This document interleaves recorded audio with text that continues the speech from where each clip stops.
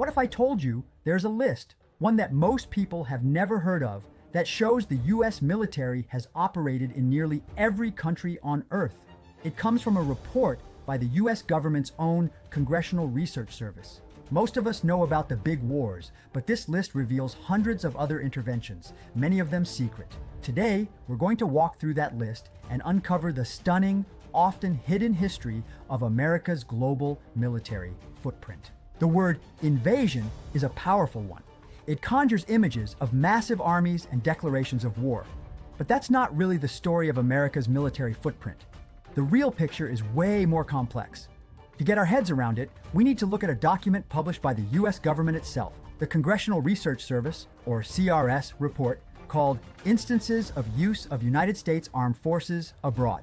This report gives us a rough timeline of America's military adventures overseas, detailing everything from declared wars to small-scale landings of Marines to protect American citizens. The sheer number is staggering. Between 1798 and 2022, the CRS has acknowledged 469 U.S. military interventions, and that's a conservative number since it often leaves out covert CIA actions and most special operations. Authors Christopher Kelly and Stuart Laycock took this idea even further in their book, America Invades. Their research, published in 2014, concluded that the U.S. has been militarily involved with all but 3 countries on the planet: Andorra, Bhutan, and Liechtenstein. Now, their definition of involved is very broad, including things like a single plane making an emergency landing. But the point stands. This history isn't just about conflict. It's about a military that has been almost constantly active for over 200 years. According to a CRS tally, there have only been 19 years since 1798 when the U.S. did not have troops engaged in operations abroad, with the last year of non-engagement being 1979. So let's start at the beginning and trace the path of this unprecedented global reach. Back in the 19th century, American interventions were mostly about 2 things: making money and the Monroe.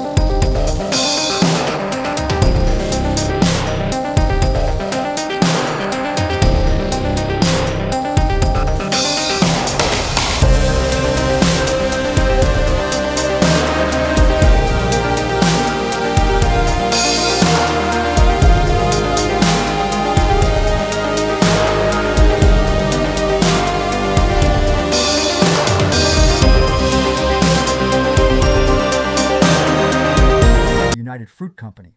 This wasn't just about landing troops for a few days anymore. This was about long-term military presence. U.S. Marines occupied Nicaragua almost non-stop from 1912 to 1933. They occupied Haiti from 1915 to 1934, and the Dominican Republic from 1916 to 1924. Cuba was another hotspot. After the Spanish-American War, the Platt Amendment of 1901 essentially made Cuba a U.S. protectorate, and American troops landed there multiple times, including a 3-year occupation from 1906 to 1909 to run the government after a chaotic election.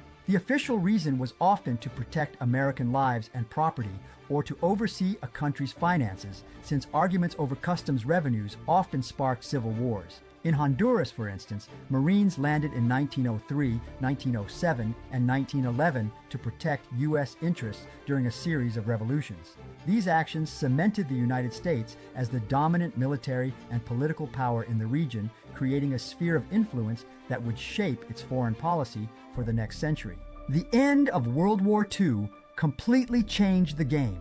With the old European empires gone and the Soviet Union on the rise, America adopted a new global strategy: containment. The goal was to stop the spread of communism anywhere and everywhere.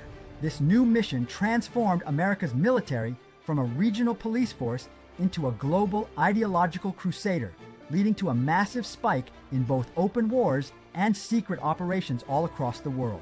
This era, of course, includes the huge declared wars that we all know, like the Korean War in the early 50s and the Vietnam War, which grew from a small advisory role into a full-blown conflict from 1965 to 1973.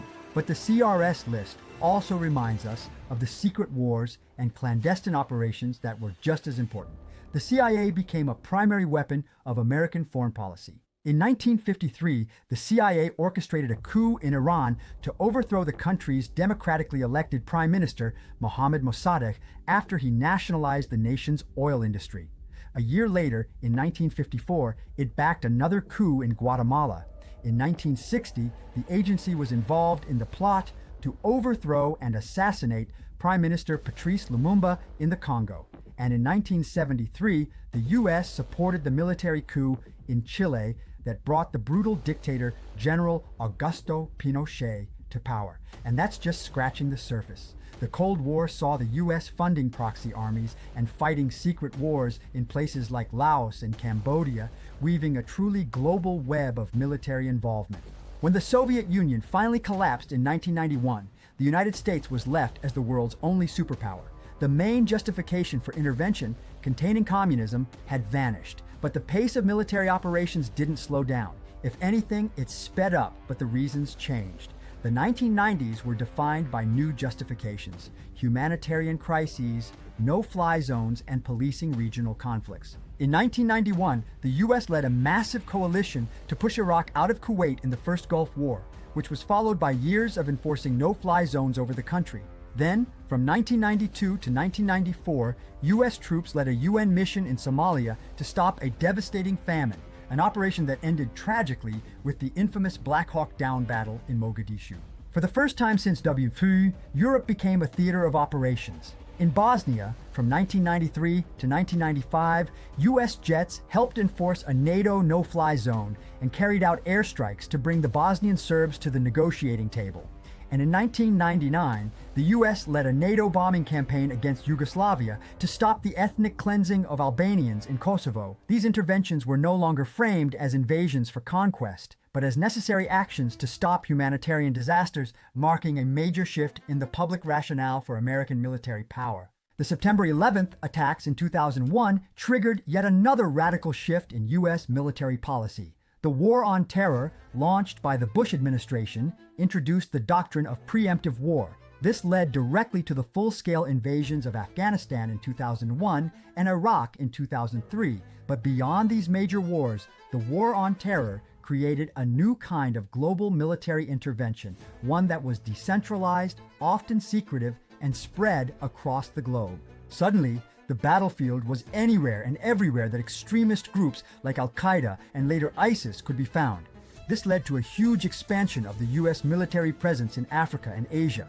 Drone strikes became a go-to tool used to carry out attacks in Pakistan, Yemen, and Somalia, often with little to no public acknowledgement. Special Forces operations ramped up, with small teams conducting raids in countries all over the world, like a 2008 helicopter raid into Syria that killed 8 civilians. The CRS report, with its data running up to 2022, shows this trend continuing.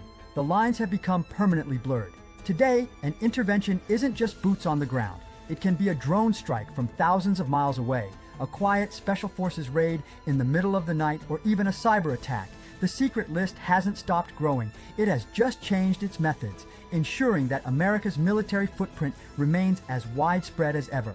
If you found this dive into America's hidden history surprising, make sure you hit that like button and subscribe for more stories that go beyond the headlines. Now, I want to hear from you. Which of these interventions shocked you the most? And do you think these actions were ultimately justified? Let us know your thoughts in the comments below. Let's keep the discussion respectful and informed. From the shores of Tripoli in the 1800s to the drone-patrolled skies of the 21st century, the story of American military intervention is one of incredible, almost unimaginable breadth. The historical record shows a nation in a near constant state of military action abroad, justified by everything from collecting on debts to fighting communism to humanitarianism. As the book America Invades documents, this has left a military footprint that touches almost every nation on Earth. The big question this leaves us with is about the true cost and impact. After more than 400 documented interventions, has America's role as the world's policeman created more stability or more chaos? What is the real legacy of a nation that is always hoping for peace, but as one author put it, is usually preparing for war? Thanks for watching.